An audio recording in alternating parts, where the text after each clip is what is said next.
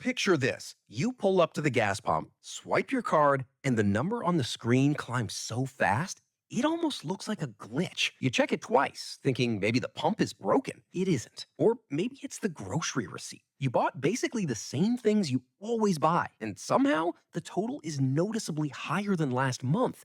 Again. And if you feel like you just watched a video about this, you're not wrong. We talked about tariffs a little while back. Here's the strange part. Tariffs aren't actually the main story anymore. Something bigger just took over. And it happened fast enough that most people haven't connected the dots yet. Inflation hit its highest level in 3 years. And the reason has almost nothing to do with what you'd expect. My name is John. If you're someone who feels like prices keep climbing no matter what you do, make sure to hit the subscribe button and give this video a thumbs up if this helps you out. All right, let's start with the actual number. In May, the consumer price index rose 4.2% compared to a year ago. That's the highest reading since April of 2023. Here's what makes it worse. This wasn't a one-month spike. It's the third month in a row that inflation has accelerated. Back in January, annual inflation was sitting at 2.4%. By April, it was 3.8%. Now it's 4.2%. That's not noise. That's a trend. Now, to be fair, this isn't anywhere close to the worst inflation has ever been. Back in June of 2022, annual rate peaked above 9%. So we're nowhere near that level. Here's why this moment still matters. For most of 2025 and early 2026, inflation had been gradually cooling off. People were starting to relax a little. And then, over just 3 reporting periods. Now, here's what most people don't realize. This time, it's not really about tariffs anymore. Tariff-related price increases are actually fading. The data shows core goods prices, things like new vehicles, furniture, clothing, and prescription drugs, actually fell in May for the first time in 14 months. So if tariffs are cooling off, what's driving inflation to a 3-year high? 2 words: energy shock. Here's where it gets really interesting. The conflict involving Iran disrupted oil flow through the Strait of Hormuz, one of the most important shipping routes for global energy. And when that route gets disrupted, oil prices don't just nudge upward, they spike. Energy prices jumped 23.5% over the past year. Gasoline, specifically, is up 40.5% compared to January. Let me say that again, 40% higher in just a few months. Fuel oil climbed even more, up nearly 59% annually. And according to the data, energy alone accounted for more than 60% of the entire monthly price increase in May. One category, the majority of the entire move. Let's make this concrete. Say you used to spend $60 filling up your tank. A 40% increase doesn't just mean a slightly higher number. It means you're now paying close to $84 for the exact same tank of gas. Do that twice a week, and you're looking at roughly $200 extra a month. Now, stack that on top of everything else. Say your household spends $4,000 a month. If shelter, food, and energy together make up roughly half of that, and those specific categories are running hot at 3 to 4% annually, while your income probably isn't, the math gets uncomfortable fast. You're not imagining it. You're not bad with money. The categories that are hardest to cut, the roof over your head, the food in your fridge, the gas in your car, are precisely the ones moving the most right now. Now, energy wasn't the only thing climbing. Shelter costs accelerated to 3.4% annually, the highest pace in months. And shelter isn't a small slice of this either.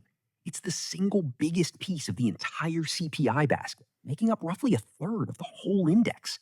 Food inflation picked up too, rising to 3.1%. And even core inflation, the number that strips out food and energy completely, climbed to 2.9%, the highest it's been since last September. This isn't just a gas station problem.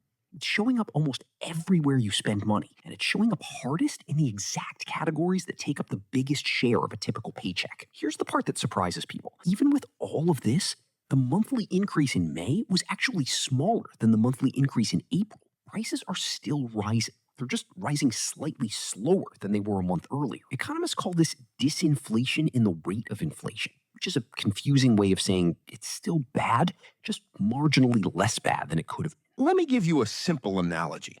Think of the economy like a house with 2 separate fires. One fire, tariffs, was burning hot for months, but it's finally starting to die down. And the firefighters, in this case the supply chains adjusting and businesses absorbing costs, are making real progress on it.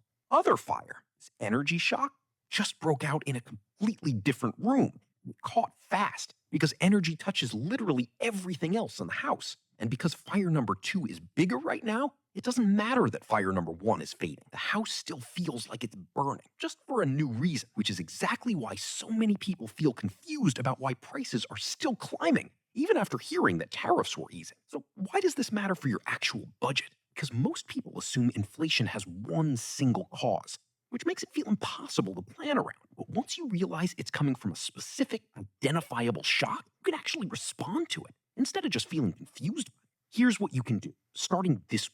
First, if gas is eating a bigger piece of your budget, combine errands in fewer trips and look into a fuel rewards card. Even a 10-cent per gallon discount adds up fast when prices are this elevated. Second, take a hard look at your home energy usage. With electricity prices also climbing, small efficiency changes, adjusting your thermostat a few degrees, unplugging devices you're not using, can meaningfully offset some of this increase. Third, revisit your budget category. And fifth, keep an eye on the actual source. This inflation spike is tied to a specific geopolitical event. If that situation stabilizes, some economists believe May could end up being the peak for this round of inflation, with prices potentially easing later in the year. That means this could be temporary, but only if the underlying disruption gets resolved. And sixth, since this channel is about more than just budgeting, it's worth understanding the investing side of this too. Energy shocks like this one historically tend to lift energy sector stocks and funds in the short term, while pressuring sectors that depend on cheap fuel and shipping, like airlines and retail. That doesn't mean you should rush out and chase energy stocks.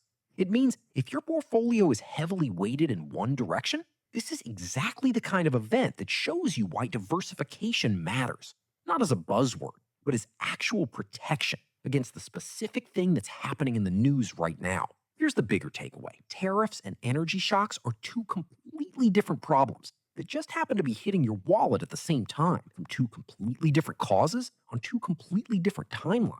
Understanding which fire is actually burning right now is the difference between panicking about prices in general and making specific targeted adjustments that actually help.